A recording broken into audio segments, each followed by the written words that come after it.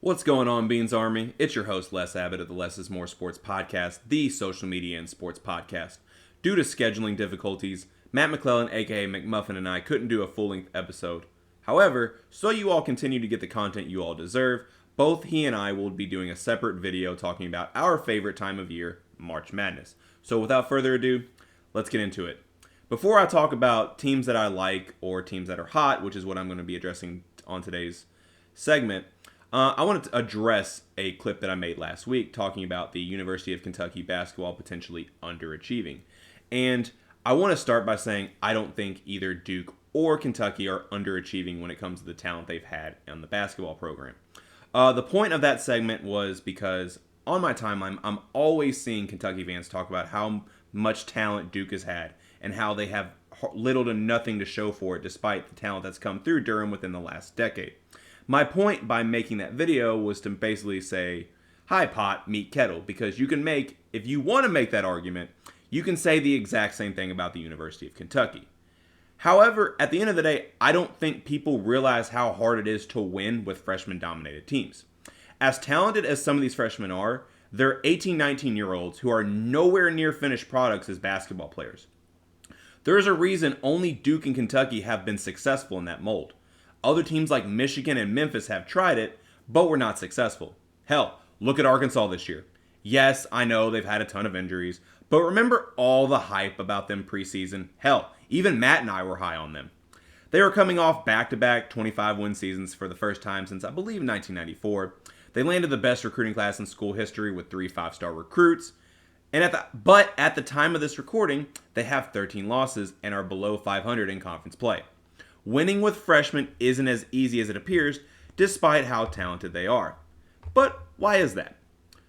Look, when it comes to winning games, talent is important, absolutely. But it's not the only thing. Chemistry, grit, IQ, experience, etc. It all matters, just as much, if not more. Although talent and grit all depend on the individual, chemistry is hard to develop with a group of players that will only be together for about 9 months. IQ and experience usually aren't with players who haven't been there and done that. But at the end of the day, you can look at what Kentucky and Duke have done in the last decade or so, and when you really compare it figuratively, it's actually pretty impressive. You look at Duke in the 2000s because, I'm the Duke homer apparently, so we'll start with them. In the 2000s, when Duke started recruiting one-and-done players, on average, they win about 30 games a season and have 2 championships. Several teams have the same amount of championships, but none have more in that time frame. Look at Kentucky. Since John Calipari became the head coach, the Wildcats have a 77% win percentage. They have 31 NCAA tournament wins, 4 Final Fours, both of which are the most in that time frame, and a national championship. But forget all that. Let's pretend we are in an alternate universe where the NCAA made it to where players had to play, let's say, 2 years. And in that same universe, the players that commit to their respective schools in this universe still commit to their respective schools in that universe. So let's start with Duke, because I'm a homer like that. Imagine the 2015 national championship team. Take that group of freshmen, and then they come back and they add Brandon Ingram and Luke Kennard. Then we look at the Zion team. Do you think they still underachieve if they played with Marvin Bagley, Wendell Carter, and Gary Trent Jr.? Now let's look at Kentucky. What if the John Wall, DeMarcus Cousins team came back and played with Brandon Knight? What if the 38-1 freshman came back and played with Jamal Murray?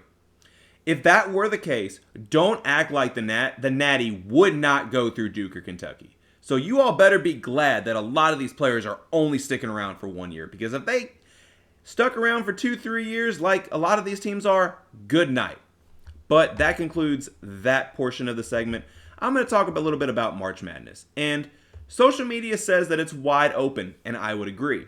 So I'm going to give you 3 teams that have impressed me all season long, and I'm going to give you 3 teams that I think are really hot right now. So from start to finish, these 3 teams have really caught my attention. The first team I'm going to talk about is Alabama. They got good guard play. They have the best freshman in college basketball, and he was the SEC Player of the Year. They're 6th in points per game, and 1st in rebounding, and 1st in free throws. My concern, offensively at times, they are too reliant on 3-point shots. They're 4th in the country and 1st in the Power 5 with 29.4 attempts per game.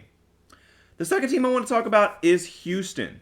They have the best backcourt in the nation, despite the fact that Marcus Sasser was hurt and that they just lost their AAC championship game to Memphis in large part because he was hurt. But they still have the best backcourt in the nation when healthy. They're a physical defending team, second best scoring defense in college basketball, only behind North Texas. My concern is, obviously, the Marcus Sasser injury. How is he going to be affected in the tournament going forward? But another thing is, do they have enough shooting? They are currently 121st in college basketball in three-point percentage. And the third team, I'm not hearing as many people talk about them, but they should be, and that is Marquette. The Big East regular season and tournament champions are 2nd in fast break points, 6th in effective field goal percentage, 4th in assists per game, 4th in assist to turnover ratio. I absolutely love the way they move the ball. Very reminiscent of how Golden State plays in the NBA. But my lone concern is their defense. They're currently 128th rated, and they have the currently 128th rated defense in college basketball. So that is a big area of concern. Those are the three teams that have impressed me all year long. But as a lot of you all know, it's not always who's the best team that wins the national championship. Sometimes it's the team that gets hot at the right time. So now I'm going to bring up three teams that are hot at just the right time, just as we approach March Madness. The first team I'm going to talk about is UCLA. They've won 12 out of 13 games, despite the fact that they lost the Pac-12 championship in an absolute battle against Arizona. They're still a team on a roll. They have guys with plenty of NCAA tournament experience like Tiger Campbell and Jaime Jaquez. They're the number one team in defensive efficiency. What sets them over the top is the health of freshman stud Amari Bailey. He's had nagging injuries all season, but he's healthy at just the right time. The second team, this is going to sound like a homer pick, but just wait. It's the Texas Longhorns. Coming off a blowout win over the number one overall seed Kansas to conclude the regular seasons, the Horns rolled through the Big 12 tournament without key player Timmy Allen, who sat out with a lower leg injury. They also rematched with Kansas in the Big 12 title game and also beat them by 20 points. With Allen out, leading scorer Marcus Carr struggling from the field, other guys have had to step up as of late. The bigs, Dylan Dessou and Christian Bishop, have enforced their will. Serge Jabari Rice continues to be one of the best six-man, if not the best six-man in the country. And freshman Arterio Morris has really come into his own. And my third team, and you all knew it was coming, and it is the Duke Blue Devils. They are the scariest team in college basketball right now, and this is not even me being a homer. They've won 9 in a row, and their offense has officially caught up to this defensive-led team. The two things that have put this team over the top in recent weeks, number one, making Tyrese Proctor the primary ball handler. Not only improves the ball movement, putting a more comfortable facilitator in that role, but it also moves Jeremy Roach, shout out to you, John Fana, to a more comfortable scoring guard role. And he's taken it upon himself to be Duke's go-to scorer in crucial situations.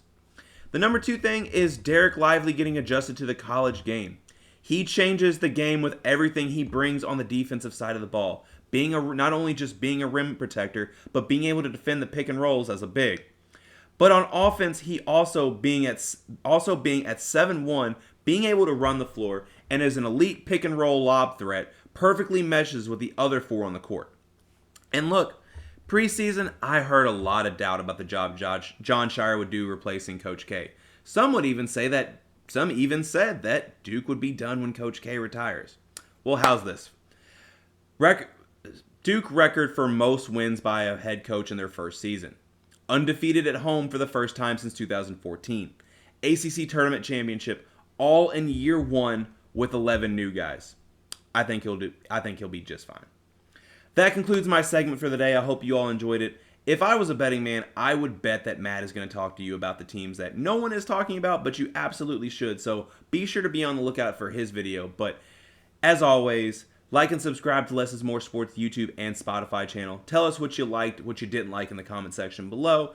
Tell us who your NCAA tournament picks are. Tell me who you like. Tell me who some sleepers are. Tell me players that you think are going to take the nation by storm in the tournament. I want to hear it all. But that's all the time I have for today, so hope you all enjoy Selection Sunday.